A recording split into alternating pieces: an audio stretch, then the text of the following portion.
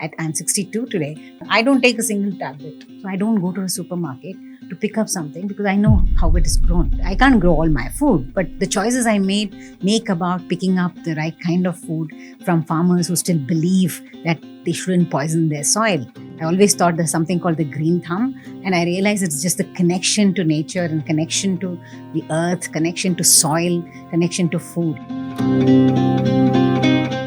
I created a little space for nature to feel safe. There are birds, butterflies, there are monkeys that keep coming, and all I say, leave one tomato for me, So amazing that earthworms poop, and that poop is the richest source of nutrients that you can have when you grow an edible garden. I think concept of that food has to look good has messed up so much of the ecosystem, isn't it? It's a Western culture, There's no hurry to, become zero waste because you can't. You can't. Eco-anxiety is another mental health issue people have, They're so depressed that they're not doing enough. It should become very spiritual, I feel, because, that's where you seek. I mean, the world opens out to you when you have the right intent. Mindset of people is not in my backyard. They have to say yes in my backyard. I'm going to do everything. It's good karma. You do good for the, earth, you will get back something nice. It's like the universal law of return. Welcome to Good Food Talks. I'm Vachna Shetty from Akshayakalpa, and we are on a mission to uncover what truly makes food good. Today, we're flipping the script. Normally on this show, we speak a lot about good food, but today we are digging deeper. Can scraps and leftovers help nourish you and your loved ones? Can they become the very foundation for cultivating more nutritious food? Joining us is Vani Murthy, fondly known as the Worm Rani. A single moment in her life changed everything. Confronted with the overwhelming sight of a landfill, mountains of waste stretching as far as the eye could see, Vani made a decision. She would no longer contribute to this growing problem. Let's dive into the world of managing food better and how what we construe as waste can play a huge role in providing you and your family with safe, nutritious and organic food. Hello, ma'am. Hi, Rachna. Welcome to Good Food Talks. Good Food Talks is a series of conversations that we are trying to now have with thought leaders, but also conscious customers, conscious consumers in the space of food. What is it that we're eating today? What is going into the food that we're eating? How was it grown? Are all the questions that we want to ask in these conversations. We believe that if as consumers, we start asking more and more questions, start going closer and closer to the source of food, brands in general will be forced to do right by consumers. And that is the attempt of this show. So thank you so much for coming and being a part of it. Thank you. It feels so nice to be in a part of such conversations. It's amazing. So far on this show, we have spoken a lot about, what is happening in terms of how food is being grown, what is going into the soil. But we've never really touched upon what happens to food after, what we construe as food waste, what happens to that, right? And today we want to spend some time going deeper and deeper into this aspect of food. Composting, you say, is a rent that we pay to live on this planet. And that's a beautiful statement that you've made. But I feel like, in Bangalore alone, less than 1% of Bangalore is composting. Would you think that's the number, or do you think it's more? I hope at least 1% is doing, because you can never say people start and they could stop. Right. So yeah, there are challenges that people have. Right. Because they don't connect really deeply to why they compost. Right. So instead of, getting into how it is so easy to do, how you don't need anything from outside to compost, all of those, let's park it. I just want to talk about something today, which is possibly a very selfish need that we all have as humans, which is we want to feed our families well, right? We want to give them good food, good clothing, good shelter. And composting really, if you think about it, plays a role in that, isn't it? So can we speak about, the role of composting in eating better? Absolutely. You'll be talking about my life journey. Yeah. Can you please share your experience on how composting set you on this path to eating better food? Yeah. So it all goes back to understanding, what is the impact of our lifestyle. And then when I learned that, what we are discharging from our homes is polluting, and then visit to a landfill changes my perception about waste and how much of resources getting lost. And then at the landfill, I swore I will not send my waste here to pollute. And what do I do if I don't? And it's like I have to hold it back. And that's where I said, okay, I'll segregate my waste and make sure that everything is diverted away from the landfill. And why don't I start composting? And I think it opened a huge window of opportunities to learn, to evolve, to be a better person on this planet. And I feel so grateful because I got that opportunity. And what it led me to finally is the choices that I made about food. Because once I composted, the next step was to grow something. I have never grown a single plant in all my life. Wow. I always thought there's something called the green thumb. And I realized it's just the connection to nature and connection to the earth, connection to soil, connection to food. The basic thing is food. We all need to eat food. And I started growing few plants, and then it became a terrace full of, green edibles. And then it was amazing to see how a seed can give so much. I mean, it sprouts to give you so much joy, because every time you harvest, even if it's the smallest of harvests, you feel the pleasure of, picking it up, going and cooking that. And I thought it just completed everything for me.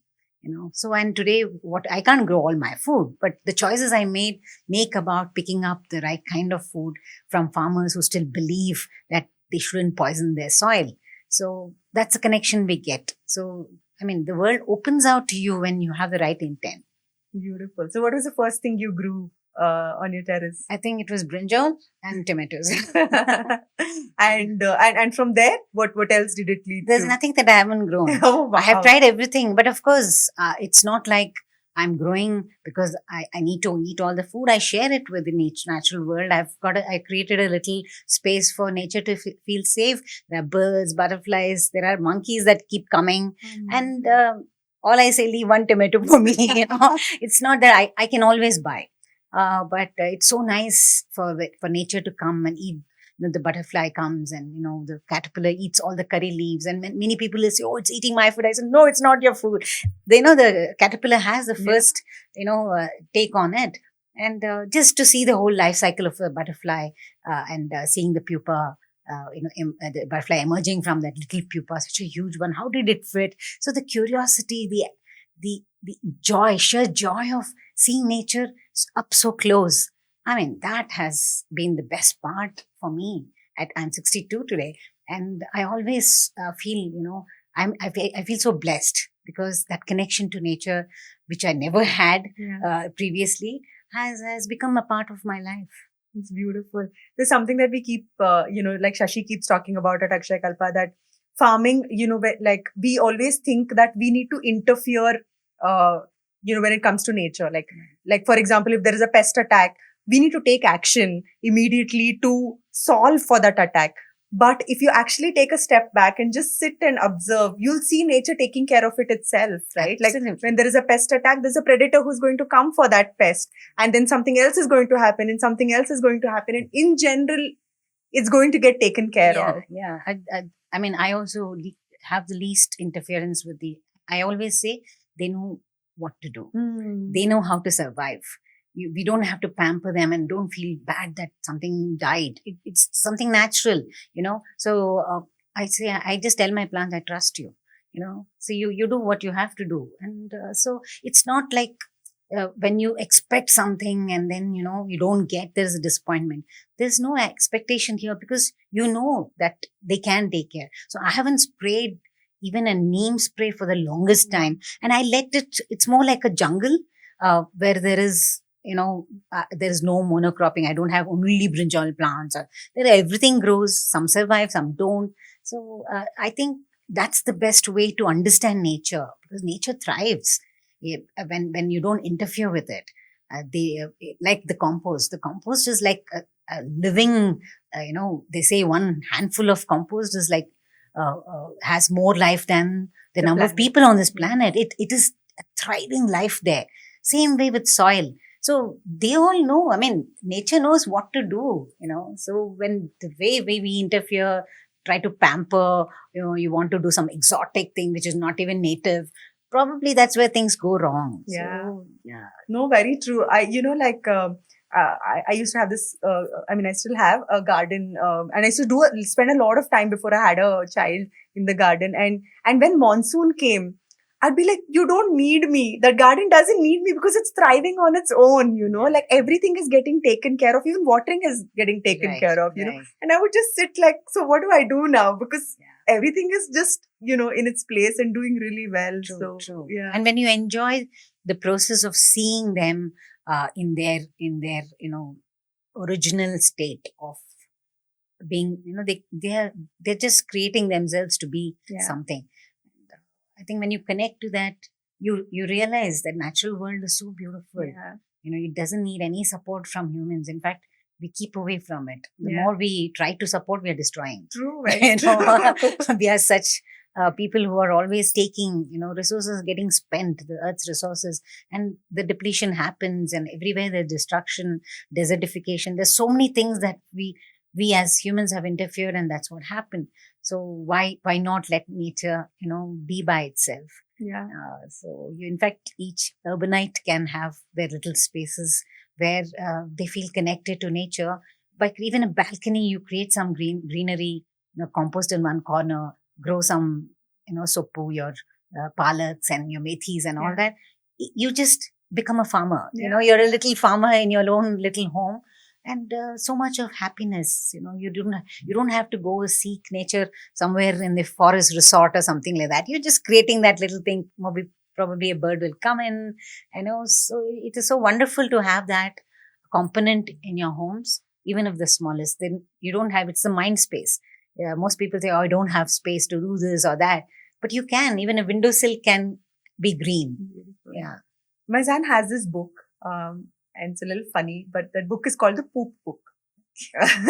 So, the book basically talks about how animals use their pee and poop to do different things, right? So, for example, there's this vulture which pees and poops on its legs to keep cool and Wow. to kill germs, because Right. vultures use their legs to get their prey, right? Yeah.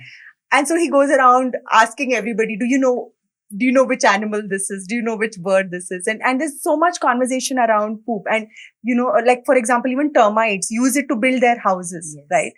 And coming to composting, actually, if you think about it, all the nutrition that is getting created in compost is actually an output of the worms that are there, isn't it? Exactly.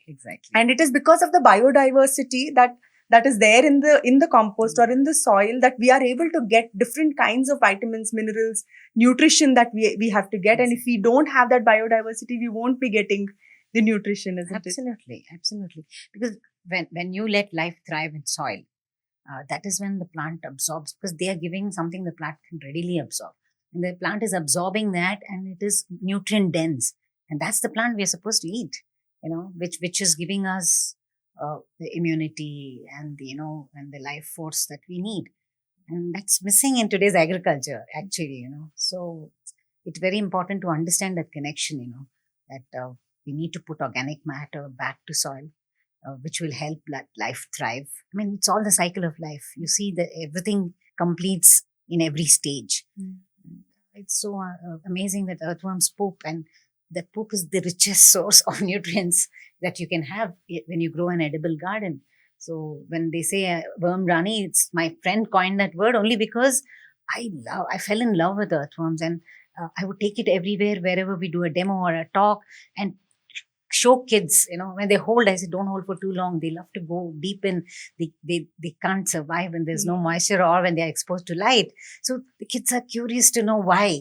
And, and then they poop, and this is what is so important, So it's very exciting to understand, because we don't know. It's such a mystery. Soil is such a mystery. Yeah. So what happens if we don't compost? How does it affect the food that we eat? So directly there's one, and indirectly there's one. If you take an individual, if they compost, how are they helping agriculture? I would say, yes, I compost at home. I grow little, but I have made my choice to, source food from farmers who are actually keeping their soil healthy. So I don't go to a supermarket to pick up something, because I know how it is grown. So the very fact that I make choices is I'm letting this farmer put back organic matter and enriches soil to grow my food. So indirectly, I'm actually, you know, what do you call, helping that process, helping that farmer to continue being the farmer that he wants to be. So if I keep buying from the supermarket, that farmer has no takers, like, very few. So we want to encourage more and more people to reach out to farmers who still keep their soil healthy, living soil, who don't poison their land. So when I compost, that's when I learned that this is the choice I have to make. So directly, I'm growing something. Indirectly, I'm helping a farmer not to poison his land by using artificial chemicals, pesticides. Everything is toxic. So we don't need toxins in our food. We shouldn't be having toxin in our food. We spend on, a lot of people ask me this one question: organic, it's very expensive. Organic is a new word. It is food that's grown naturally in natural soil without toxins being sprayed. Yeah. So I said, if you think that is expensive, why is the other food so cheap? Yeah. I mean, we have to ask that question. We spend on so many things in life. We take on holidays, expensive. We buy the best cars, best mobiles. When it comes to food, you want, if he's giving 1 kg free for 1 kg that he's offering, oh, that's the best way to buy food, because you don't know how it's grown. Where is he dumping all that on you? Take it, because he has no takers. So you have no clue. So you should know. People should know where the food comes from. It's such an important conversation for everybody to have, and serious conversation about food. Because today we have seen that there is lack of nutrition, and that is why our immunities are so low. Even like we always thought Indians have good immunity because they're not so, hygienic, and they're all the time putting some sprays or trying to live where, you don't want to be in touch with germs. We have immunity for all kinds of germs. But then slowly that culture has come where you take what is that, sanitizer, and use this. I've seen they put sanitizer on a little baby because somebody held that baby's hand. I mean, the baby's going to suck that hand, and it's going to take in. I don't know why people can't get it that we don't have to be so sanitized. We need to expose ourselves to little of these germs that are around so that our immunity builds, So somewhere concepts are all going haywire. Somewhere people are just not getting what is right. So yeah, it's something that we need to talk seriously about. Yeah. I'm glad you guys are doing this show, because that's where, more awareness. Through awareness, there's education, and that's where, people start maybe shifting their mindset. Yeah. So, are you like now able to say that everything that is there in your kitchen, at least to some extent, you're able to, where it's coming from? Large extent. Large extent? Yes, it was some extent sometime back. Now it's large extent. And people say, where do you source? I say, you have the right intent. They all come in right in front of you. There's somebody who will recommend, and you will meet someone who will say, you subscribe to this. I'm on a CSA, community supported agriculture since 2017. That's the best decision I had taken. You pay upfront, you make sure that the farmer has somebody's managing that SGH, that is a self-help group, and seasonal, regional, local vegetables. I mean, they are growing all small scale. They bring it together to that place. And if I subscribe for a 5 kg basket, whatever is available, they distribute amongst all. And we feel so good that we are supporting a farmer. So I always feel that I was on the first pilot of that, the community supported agriculture. And I have not stopped. And I'm so happy. I keep talking to people, telling them, we have to subscribe to this module where we take the farmer's losses also. Because he's growing our food. He's keeping us safe. And he gives us nutrition. So this is something that, if he has a loss, and if, there are times when there's heavy rain and he's not able to. So we are there to support. If the vegetables are badly shaped, it's fine. Yeah. It's still vegetable. We don't have to have them the right size, and it shouldn't be brinjal shouldn't be curved. No, it doesn't have to. So they're still vegetables, and they're very precious for us because they don't have any toxins. Yeah. No, that whole, I think, concept of that food has to look good has messed up so much of the ecosystem, isn't it? It's the Western culture, They say they grow one kind of potatoes for these French fries or something like that, and the kind of herbicides that they put, the farmers don't even go there for a few weeks after they spray. I mean, where does all that go? It is going into your food. Yeah. I don't know why people have completely lost it.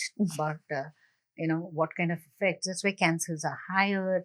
I mean, everywhere you see lifestyle diseases because the wrong, the way we choose to eat, the oils and deep fried. So So true.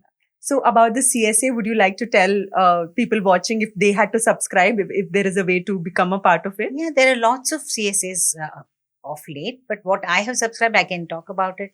It is Navadarshanam. It's just on the border of Bangalore. And I've known those people because it's a community which supports all the farmers around, encourages them permaculture, and they live off the grid, the community there. And they have all these women from the villages coming and doing all that atta, chakki atta. They get Wow. they source all their grains from different people, and oils. So everything, and completely zero waste. They packaging all in cloth bags, in boxes, returnable cloth bag. So 1 week we get in, next week we send it back. So you are Beautiful. doing a complete, there are no Closed loop. plastics, nothing that comes. It comes in a crate. We take our bags and we Yeah. put it into our baskets or bags. So in every way, it is so it's so satisfying to be a part of such a CSA. So I think everybody should start looking out in their own spaces wherever you live. Look for a farmers market. Go and see if you can subscribe to a CSA. Yes, we have to pay for the effort that the farmer puts to keep his soil healthy. Yeah. So don't ever look at that food is costing. When we go to restaurants, you pay so much. Yes. When we go, you go to a theater, you buy these popcorn. It's so expensive, but we never think twice about it. But when it comes to good food, you know, Absolutely. No, I mean, I started buying organic like 12, 13 years back. And when I started buying, and, like I would have these conversations with friends and they're like, but organic is expensive. And, when you do the math, it's equal to maybe one dinner that you would have at a fancy restaurant, right? Like if you just cut down on that one thing, you'll be able to afford the organic food that your family needs. and how much And- of medical bills will you Yeah. save? Yeah. Nobody factors in that. Yeah. I don't take a single tablet. I at 62, I don't have any diabetes or BP, or I am having some kind of issues where when you're on a long term Yeah. medication, no, I That's don't take. amazing. Even a headache, I just sleep it off. So it's like keep away from chemicals as far as So true. possible. Yeah, of course, if you have something that has come in, then you'll have to get treated and all. But as far as possible, don't put things that are not really going to do well in your body. So do you, from your, people who follow you, follow Wormrani, are on this journey of composting, do they come back and tell you how it is impacting their health, how it is making a change in their lives? Yes, of course, I do get a lot of feedback. First of all, the joy of having started composting and not contributing to, the pollution around. And generally, the lifestyle changes there. Of course, they struggle because they get anxious about not doing enough. Mm-hmm. So that's another thing. I always say slow and steady. There's no hurry to, become zero waste because you can't. You can't. At least human beings can't be zero waste. Every other species on this planet, every other species is zero waste. Wow. They don't generate anything that the earth can't digest. Yeah. So we need to be patient, learn to pick up habits that could sustain for the rest of your life. It's not like, there's a trend or everybody's doing, let me do, and then you find it overwhelming and then you give up. So it should be in that pace where you're able to fix onto one path and one, habit, and then take it to the rest of your life. I mean, we don't stop brushing after some time. Every morning we get up and we brush our teeth. It's for your life that you Yeah. do that. So we need to pick up. And as you pick up, as you're on the path, I think we all start to, raise our bar. Yeah, we can accommodate this. Like you said, composting. I want to restart, and then somewhere I'm struggling. It will happen. So you shouldn't stress about it, because today the biggest thing is mental health issues. So eco anxiety is another mental health issue people have. They're so depressed that they're not doing enough. So I always feel we have to slow down in thinking that we can't take too much more than what we can manage. And that there are other things. I mean, life isn't easy today. Everybody is busy. There's so much of stress, work, family, relationships. So we need to really, make it a part of our lives where it comes organically. It gets into you organically. That's so reassuring, because I think the pressure sometimes that we put on ourselves to, progress on that path of trying to do right, trying to do right by the planet, I think sometimes can get overwhelming. I'd recently, put up a post where I was asking people who follow on LinkedIn, saying that, I write a lot and I'm using through pens. So, what do I do? Like, how do I make that change? And the conversation that happened on the back of that, like people trying to take me back to fountain pens. And someone said that I can tell you how it works. I can tell you about the eyedropper. But that conversation alone for me was at one point, even that was going in the direction of making me a little anxious that, okay, is this pen still, is that the right choice, So I'm sure that happens to everyone. It does. When you try to go on this path of trying to do. It should become very spiritual, I feel, because, that's where you seek. You seek knowledge, and then it is accepting, not trying to, push yourself. It has to feel good about it. It should be a happy space. It should not be so much of pressure, stress. So anything in life, it's not just being sustainable. Anything that you take, you have to find that comfort to be a part of that. You want that to be a part of your life. You want to be part of that. I mean, because we are not away from nature. We are a part of nature. So we always think nature is there and we are here. So I think that kind of it should organically twine into each other, and we should get it in. No, for me again, like one place where I felt that joy was when I recently did my son's birthday. And I was telling you about it. Yes. We did it at a farm, and I tried to make it zero waste. And honestly, like when I think back, we called about 30 people. There were 20 adults, 10 kids. It was 2 hours from Bangalore. And all it took was a little bit of planning to make it zero waste. That's it. There was nothing extra that had to be done. I just had to take all the cutlery from my house, all the plates, spoons, tumblers, whatever was there in the kitchen is all we took, because we didn't have too many people coming. And, there was no packaged food that we brought in. I bought this huge box of organic fruits. And we put it under a mango tree. And, after lunch, when we were all just walking around, all the kids sat there, and it was so beautiful to just watch them picking fruits, what they like, and climbing a tree, sitting over there and munching on these, such rare sights. And it gave me so much joy that I could, Then have it in a, closed space with a lot of balloons and all the, plastic decorations and gifts with wrappers. So we did do decor, but there is a person who now does eco decor. So she came. She had all the plastic, this thing. She set it up. Once everything was over, she pulled everything down. And she took it back, right? So we did not leave anything behind. I told all my friends, even if you're bringing gifts, please don't gift wrap it. Just bring it, as is, and that's, that's fine. So, I think with a little bit of planning, we can all slowly make those, shifts, or try to go in that direction and just feel the joy that it'll bring along, right? Even what Akshayakalpa is doing with recycling, that initiative of, I just love that.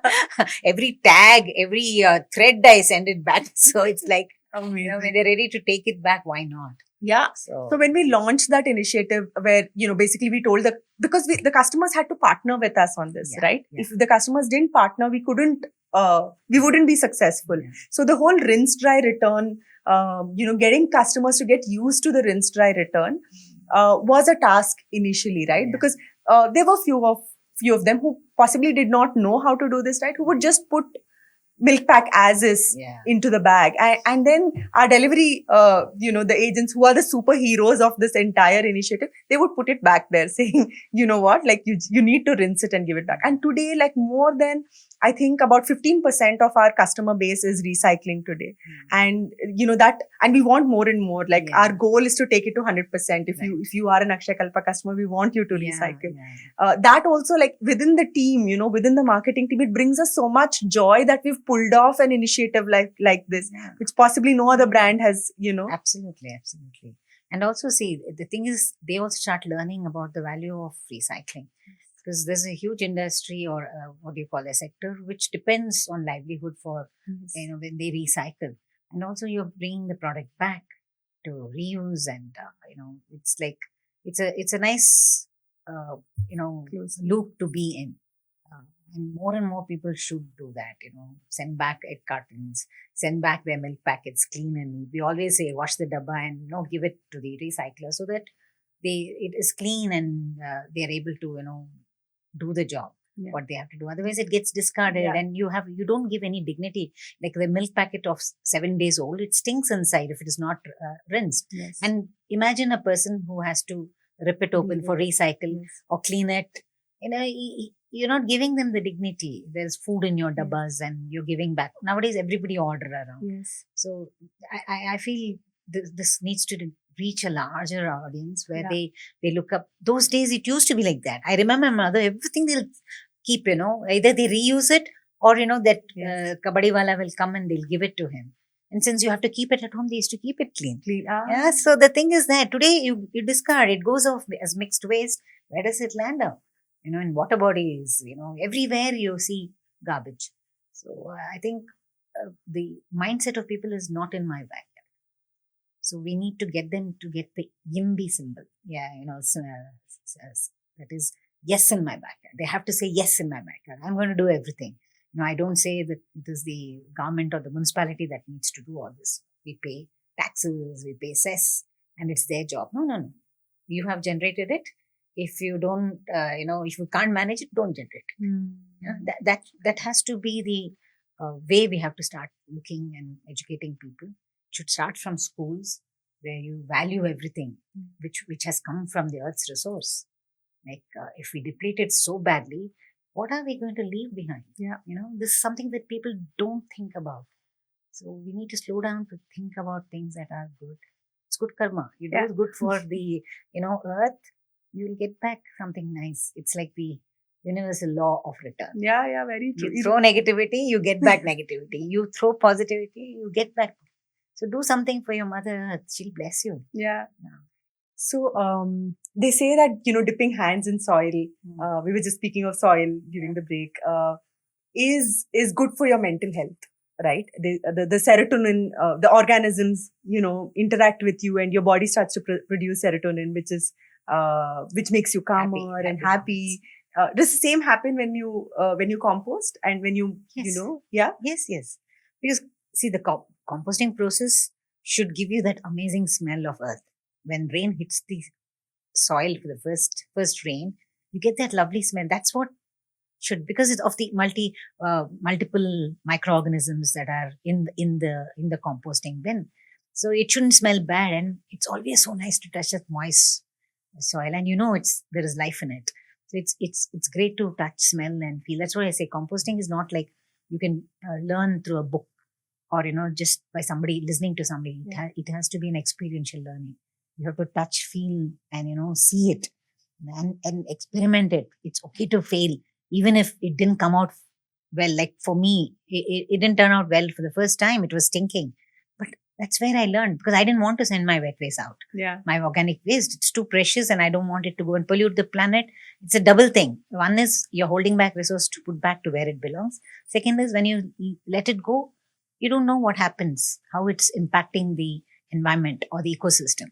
So I think, just like soil, when you touch soil, compost is the same. It's one component of soil. It's a major component. The life force of soil is the organic waste, which is breaking down. So there's something, so we started working in Puriyambakam, which is about, it's a village close to, in this district called Chengalpettu, close to Chennai. Mhm. And it was a 20-acre model farm that Akshayakalpa started working on. And when we started that, the land was barren. Like, nothing could be grown on that land. And all the villages around started, they told us, you can't grow anything over here. And what we did was we tied up with someone called Carbon Loops. Um, so what they do is they take all the restaurant waste and they turn it into compost. Mhm. So we started getting truckloads of compost from Carbon Loops because there's a lot of restaurant waste. And we just started bringing it and dumping it on this 20 acres of land. And today, when you see that piece of land, it is completely transformed. The amount of life that is there on that land and the kind of things that we're growing and the greenery that is there. And, there are drone shots where you can see that land and you can see the next Barren lands. yeah around. and the difference in green is so visible, and that's, I think, the magic of compost, isn't it? It can bring anything back to life. Absolutely. It's a very vital thing to have a living soil, which will be full of life. It's microorganism, the fungi. I mean, it's a different system altogether. They say there is more life under your feet. You're supposed to have more life under the feet than above, because that's the kind of activity that happens in the soil when the soil is well nourished with organic matter. So all the restaurant waste is organic matter which you're discarding instead of it going somewhere and dumping somewhere. When you put back into soil, that's where it belongs. You see magic happening there. The soil completely transforms. It holds water. It holds the life. It gives the nutrients that plants need. Why will it not grow green pastures? So actually, like, so much of the solution is in front of us, isn't it? Like, if more and more people, even brands, even organizations start owning some amount of compost and putting it in their lands, we can keep it away from landfills and grow good food for our families and for the future generations. Exactly. That's the attempt. I belong to a team called Solid Waste Management Roundtable in Bangalore, and we have been together since 2009, and just concerned citizens who actively are practitioners of managing their own waste, composting, low waste lifestyle, and this is our profile. And we have this park in HSR layout called Satyagraha Kalika Kendra. So it's all about showing the entire cycle of life. It's about composting. All the different kinds of composting systems are kept there for people to come and have a look. Home composting, apartment composting, lane composting, leaf composting, all kinds, temple composting, what kind of things you can put so that temple waste need not leave the from the temple. So we showcase all kinds of composting, and there's a garden there which grows, and we have excess. We also encourage people, apartments who have excess compost, to come and drop it off there, and organic terrace gardens come to pick up compost from there. Farmers, nearby, they say, can I have 100 kgs of compost? They come and pick it up there. So it's like, it's in one space where you get educated. There are people making trips there, school children, CSR activities, and so many things. They come there to have a look, have it to volunteers come. One whole day activities for volunteers, see the compost, we will change the bin, the leaf composters need to be, taken out, and we have to redo it again, build, DIY, build our mesh composters. So all kinds of lovely activities happen. We get volunteers, and our team is like, so happy because we have scaled it to such a way that there are more people visiting and more people wanting to do things. I mean, that's the intention ultimately, that it spreads around and people start valuing that Earth's resources are so precious and we shouldn't lose it. It should be something of value back to the earth. So, what happens if the wet waste also lands in the landfill? What happens? So, organic waste, it breaks down, right?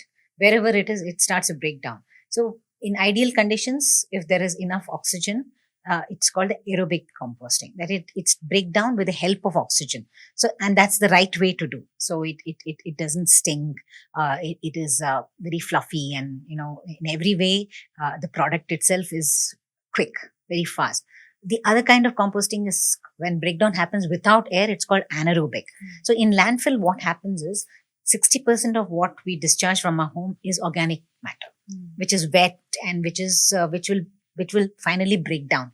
And mixed with other waste, it gets dumped in landfill. Landfills are not scientific. They are not processing much of it. It's just growing like mountains of garbage. You look at anywhere, Delhi, Noida, anywhere you see Bombay, you'll have these landfills which are growing like mountains. So what happens is when organic matter gets trapped, because they have to compact the whole thing once in a while so that they can have more space to bring much more. Otherwise, like landslides, they will all collapse onto the villages around if it grows too high. So they keep compacting. When they compact, what happens is the organic waste gets trapped. When it gets trapped, there is no oxygen.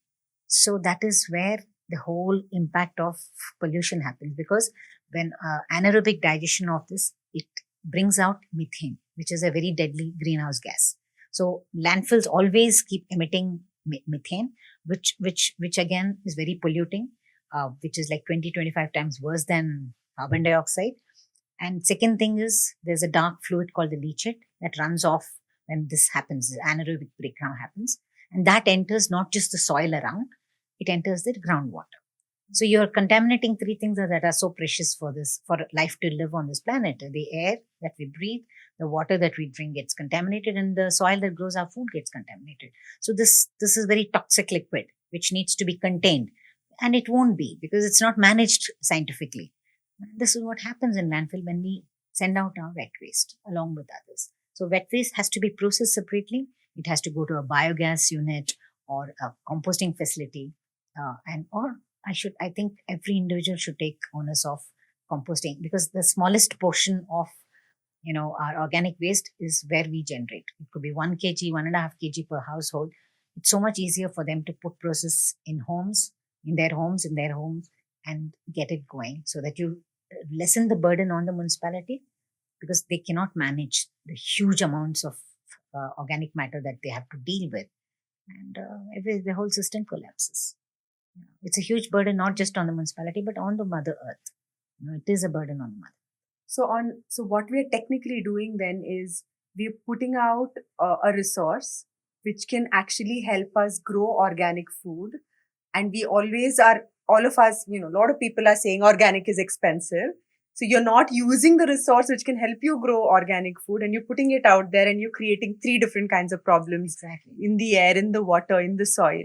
It's a double whammy. You lose resources and also you're polluting. So one action, by holding it back, you're completely stopping these 2 activities. Yeah. So even if someone does not want to do it for the earth, they can just do it for themselves and their families and grow good food, and just be happy that I know exactly what has gone into the food that I'm now feeding my family. Exactly. And of course, like I feel like this whole there's so much conversation around sustainability. I feel like it doesn't come naturally to a lot of people. And I'm like, and whenever I talk about organic, that's what I tell people. It doesn't matter. Even if you don't think about that, think about your family, Just make sure that you're feeding your family good food. And if that's your focus, be it, right? Like, that itself, I think, is enough of a motivation to compost and to do right, by the way. Very true. Because the other day, I ordered for pears, and I don't ask how much. When there is a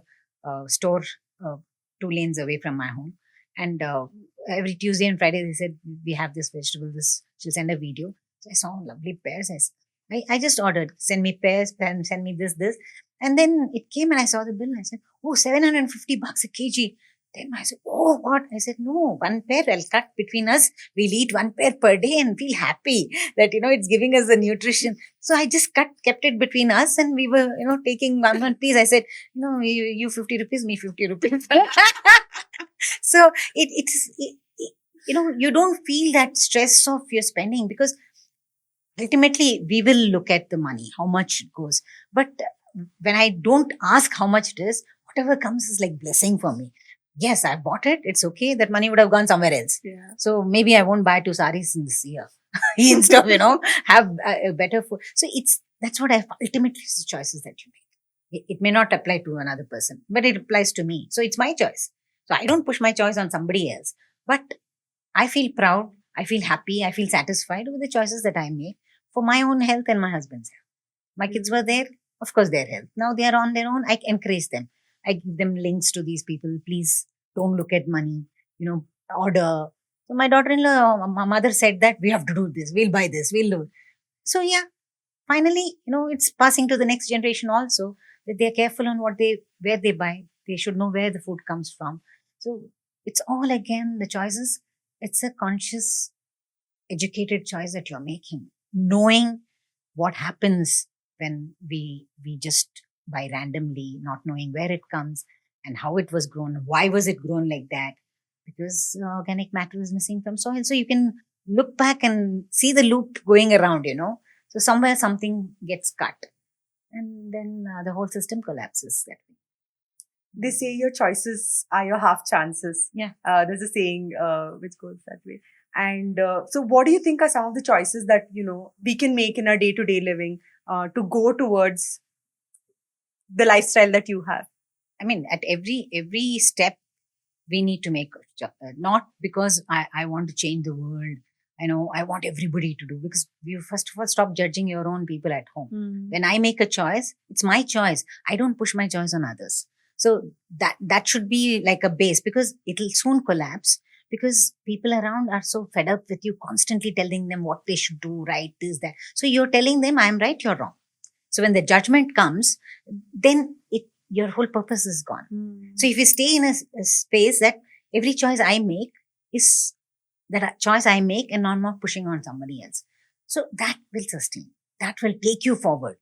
And also it gives you the power. It doesn't take away your power to make that influence also. When you talk about something, you're excited, you're passionate, you say things because you have practiced and you have felt the effect of it on you, how happy you are.